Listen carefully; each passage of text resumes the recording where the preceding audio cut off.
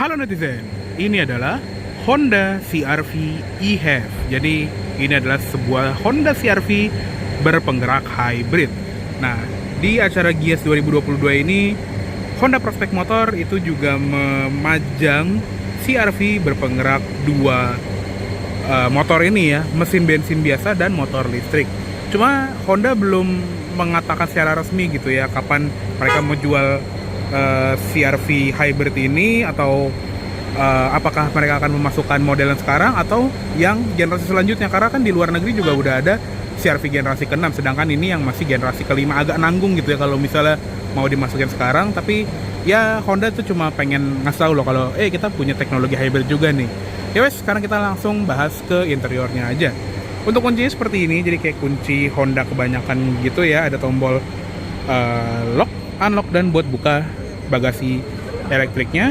Dia juga ada smart entry, jadi cukup sentuh guratan ini untuk mengunci, dan untuk masuk tinggal sentuh handle bagian dalamnya. Dan dia juga sudah auto folding ya, kalau dikunci spionnya ngelipat, kalau dibuka spionnya juga ngebuka. Nah, untuk di interior secara layout ini masih mirip banget sama CR-V yang non hybrid ya, cuma bedanya di perintilan-perintilan yang nanti akan gue jelaskan.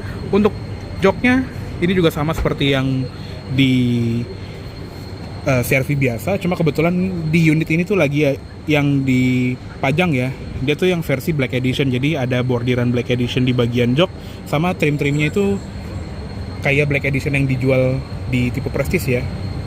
Lanjut ke pengaturan jok pengemudi, dia full elektrik, bisa naik turun, bisa direbahin juga, dan ada lumbar support 4 arah, dan airbagnya juga lengkap ya, ada 6 airbag.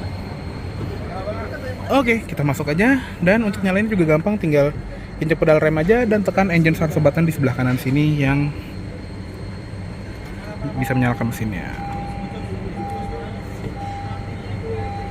Halus. Nah, mesinnya baru nyala karena baterai juga udah mau habis ya. Mati lagi. Ya wes, yuk langsung kita tutup aja. Oke, sekarang kita sudah berada di interiornya Honda CR-V e-HEV atau CR-V hybrid ya. Dan secara bentuk dashboard gitu ya, atau bentuk center console itu mirip seperti CR-V biasa, cuma ada yang berbeda ya. Dan kita bandinginnya sama CR-V yang pre-facelift ya, karena ini juga yang pre-facelift, bukan yang versi facelift yang udah dijual di Indonesia mulai dari 2021 lalu. Dan untuk setirnya ini sudah dilapis kulit mirip seperti yang Prestige juga, dan karena ini yang Black Edition, dia ada list-list di pinggiran setir yang berwarna hitam. Pengaturannya pun juga sama, dia tilt dan teleskopik. Nah, karena dia udah pakai instrument cluster yang LCD, tombol di setir ini juga lebih rame. Ada buat kursor 4 arah buat ngatur di MID, volumenya di sini, ada angkat tutup telepon dan voice command. Di sebelah kanan ada untuk pemanas setir, karena unit ini juga dari Jepang gitu ya, jadi ada pemanas setir. Dan sudah ada Honda Sensing yang kalau di versi CKD itu kan baru ada di tahun 2021 ke atas, sedangkan ini yang pre-facelift itu kan udah dijual dari 2017 kalau di Indonesia.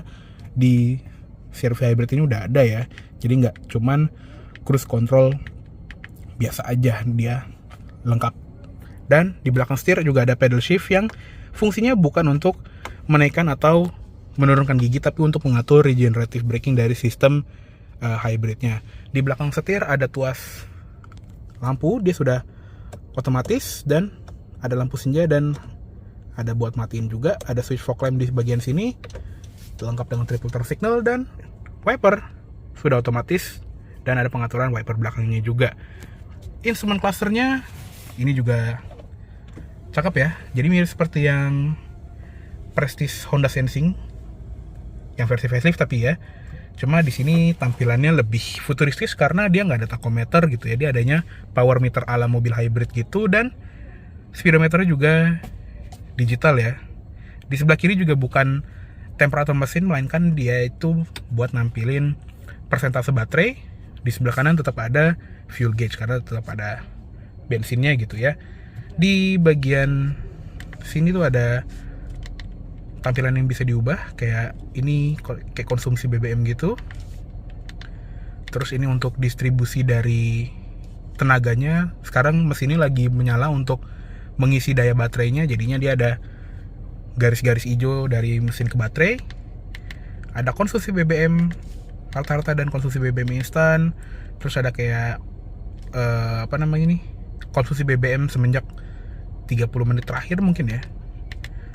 Ada kecepatan rata-rata dan waktu berkendara, tampilan kompas atau navigasi, dan dia juga sudah ada road sign assistant atau road sign recognition. Jadi dia bisa membaca batas kecepatan yang ada di rambu-rambu di pinggir jalan. Ada driver attention assist, seatbelt indikator untuk penumpang belakang, dan untuk settingannya ini juga lengkap.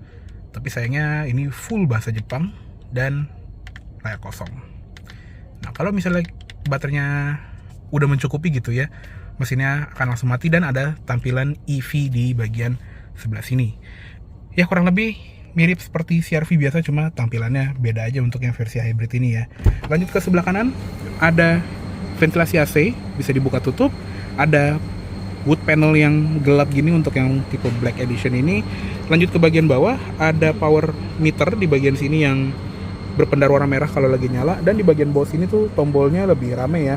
Ada tombol membuka bagasi elektriknya, ada wiper heater atau wiper defogger yang buat manasin tempat wipernya berada, karena kan kalau di Jepang ada musim salju, takutnya salju bisa menumpuk dan nanti esnya bisa ngebekuin wipernya dan wipernya nggak bisa kita pakai. Nah, dengan menyalakan defogger untuk wiper ini, wipernya jadi bisa bergerak. Ada lane keeping assist, terus ada stability control, dan buat matiin CMBS ya atau auto emergency brakingnya Honda. Di bagian bawah sini juga ada ETC khas mobil JDM Jepang gitu ya. Jadi kita tinggal masukin kartu aja, nanti kita langsung lewatin gerbang tol. Di pedalnya dia masih model gantung dan ada footrest di sebelah kiri. Dan di sebelah sini ada tuas untuk membuka tangki dan kap mesinnya. Untuk door trim, dia banyak soft touch ya di atas, di tengah, di armrest. Dan karena ini yang Black Edition, wood panelnya sedikit lebih gelap dan banyak aksen piano black di bagian sini, dan handle-nya juga piano black. Dan yang spesial di sini ada memory seat 2 slot, ada tweeter di bagian sini, dan tombol-tombol di sini juga kurang lebih sama ya. Ada pengaturan spion yang bisa dilipat secara elektrik, central locking, window lock, dan yang beda adalah auto up down power window-nya ada di semua jendela ya, nggak cuma di baris depan kayak di yang versi CKD. Dan di bagian bawah juga ada speaker, door pocket sama cup holder. Lanjut ke atas, ada side curtain airbags, sun visor, ada kaca dan cerminnya. Dan kalau ditarik apakah bisa digeser? Wis, bisa. Ada card holder juga di sisi luar ya. Ada grab handle, seatbelt bisa diatur naik turun, spion tengah, auto dimming, dan di bagian sini juga ada switch lampu yang bisa buat nyalain semuanya atau lampu baca yang kayak LED titik gitu ya.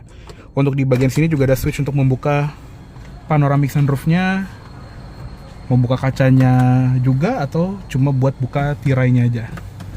Sama persis seperti yang versi CKD.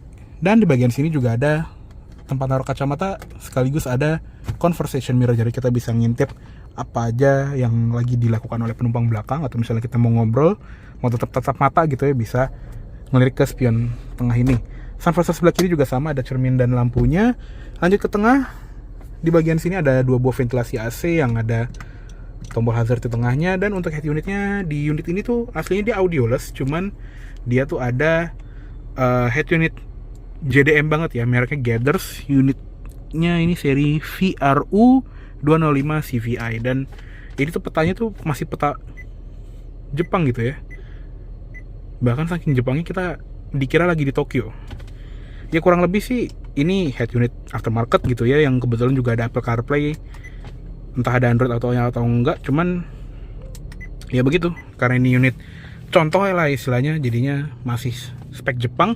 Di bagian bawahnya ada pengaturan AC yang sama seperti CR-V biasa juga, dia dual zone automatic climate control, yang paling panas itu di 32 derajat dan paling dinginnya di 18 derajat. Suhu kiri juga bisa dibedain.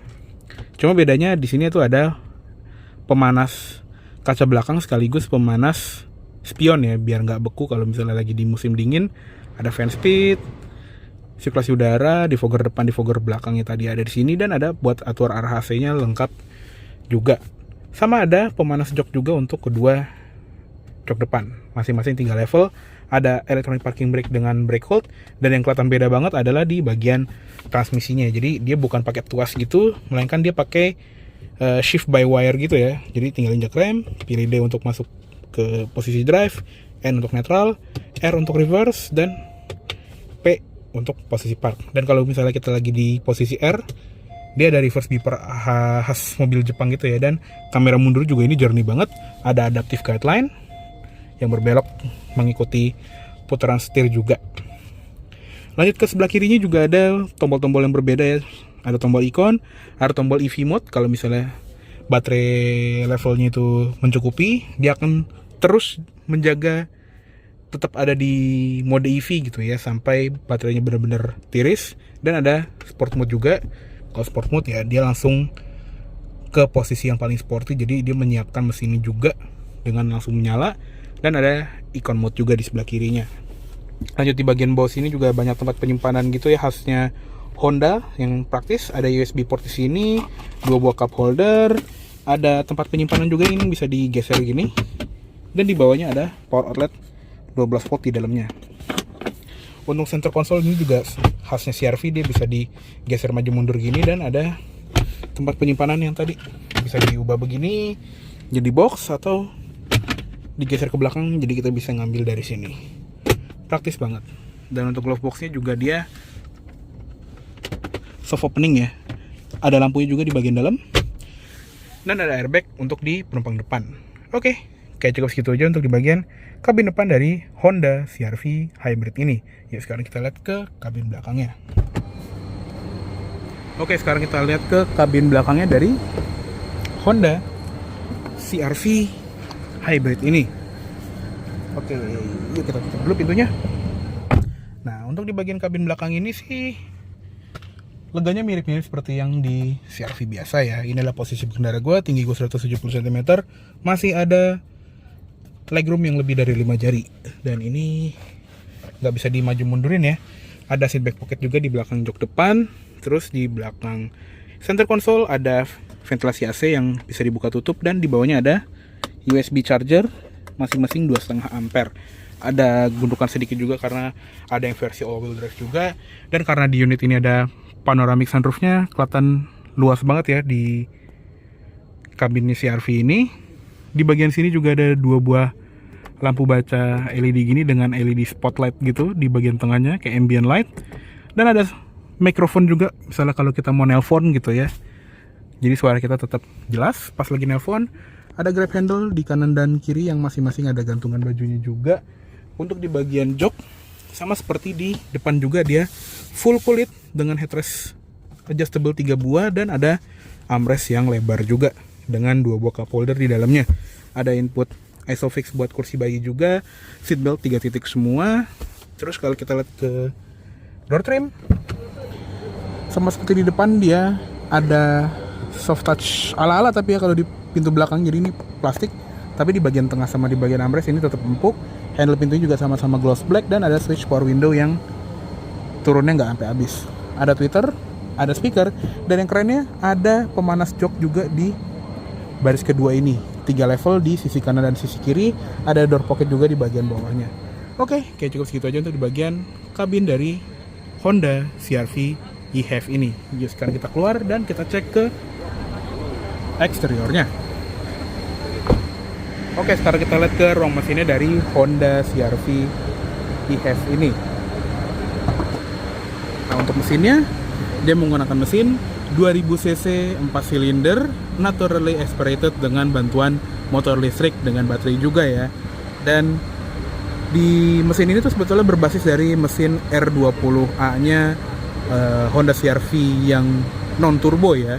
Cuma bedanya ya tadi ada tambahan motor listrik dengan tenaga gabungan antara mesin bensin dan motor listriknya sebesar 212 horsepower dan torsi 315 Nm. Jadi tenaganya ini jauh lebih besar dibandingin CR-V Turbo Prestige yang cuman 190-an horsepower ya.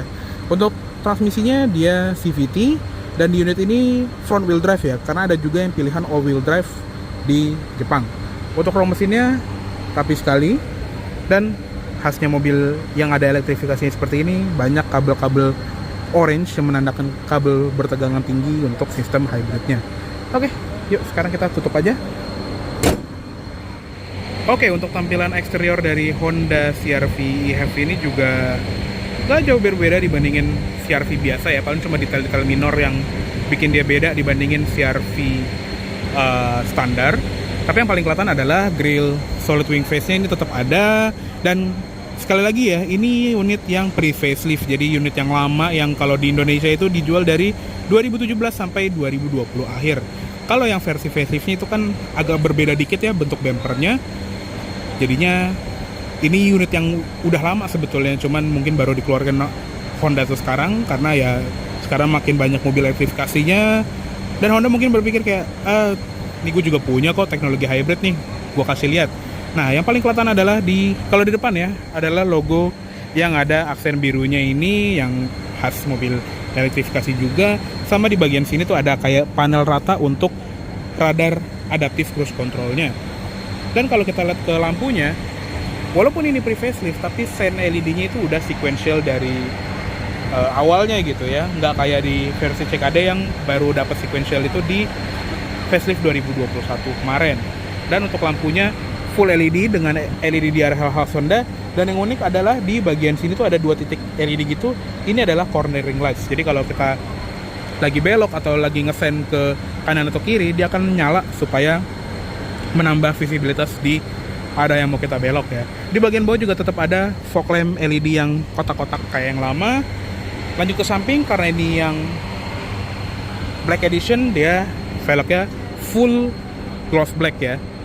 Mesinnya baru aja mati. Di sini ukuran bannya 235/60 R18 dan rem depan belakang sudah disc brake lengkap dengan ABS, EBD, brake assist, traction control, stability control, bla bla bla. Ada claddingan hitam juga di bagian sampingnya, dan khasnya CR-V juga dia ada kayak list chrome di bagian bawah. Untuk spionnya bentuknya juga sama dan ada lampu sen di sisi luarnya, window line chrome, dan di sini juga ada stikernya. Let's try e-HEV Only at GS 2022. Karena kabarnya mobil ini habis pameran ini kelar, dia langsung balik ke Jepang lagi ya. Nah, yang kelihatan banget kalau ini adalah mobil langsung dari Jepang adalah kacanya. Dia menggunakan privacy glass. Jadi di belakang itu kacanya tinted, bukan pakai kaca film, tapi kaca depannya itu terang karena emang peraturan di Jepang tuh seperti itu. Jadi kalau misalnya kita buka, tuh dia nggak ada potongan kaca filmnya. Jadi emang kacanya tuh emang gelap dari sananya. Sedangkan untuk kaca depannya itu wajib terang. Lanjut ke belakang, sama seperti CR-V biasa juga. Yang beda paling cuma di emblem Honda, ada aksen birunya, sama ada emblem e-HEV di bagian sini, sama ada emblem Black Edition untuk unit ini ya. Lampu belakang juga sama, full LED kecuali lampu mundurnya yang masih bohlam. Ada garis chrome melintang di sini. Kaca belakang lengkap dengan defogger dan ada wiper juga. Ada HiMAX stop lamp dan ada antena shark fin. Untuk di bagian bawah ada garis yang hitam gitu, kayak apa sih, underguard gitu ya. Dan ada reflektor di kanan sama di kiri. Ada kamera mundur juga di bagian sini. Untuk bagasinya dia elektrik. Nah, untuk di CR-V hybrid ini dia tersedianya sebagai 5-seater, jadi nggak ada baris ketiga kayak CR-V turbo gitu ya. Jadi mirip seperti CR-V 2000 cc biasa yang dijual di Indonesia yang tipe paling bawah. Makanya dia ada cargo cover juga seperti ini yang buat nutupin barang bagasi, sama ada lampu bagasi di kanan sama di kiri ya. Plus yang beda juga adalah tuas ini yang fungsinya untuk melipat jok baris keduanya dengan metode 60-40 seperti itu. Di bagian bawah lantai bagasi ini juga ada toolkit dan kayaknya ada tempat penyimpanan baterai ya di bagian bawah sini, makanya dia nggak bisa jadiin ini sebagai saver seater karena ada tempat untuk nyimpen baterai penggerak motor listriknya. Di sebelah kiri sini juga ada satu buah power outlet dan ada tempat penyimpanan terbuka di bagian sini. Udah sih, bedanya itu doang. Oke, yuk langsung kita tutup aja. Lampu plat nomor juga ada LED. Terus di sebelah kiri sini juga ada tangkinya, sama bentuk dari spionnya agak beda ya. Dia tuh cuma spion 3/4 gitu karena di sini ada spion cembung untuk ngelihat ke bagian pojok sini supaya kita nggak ngegrepesin peleknya pas lagi parkir. Oke. kayaknya cukup segitu dulu untuk review dari Honda CR-V e-HEV Hybrid tahun 2022 ini. Mohon maaf apabila ada salah kata-kata atau dalam menyampaikan review. Terima kasih baik telah menonton. Sampai jumpa di video selanjutnya.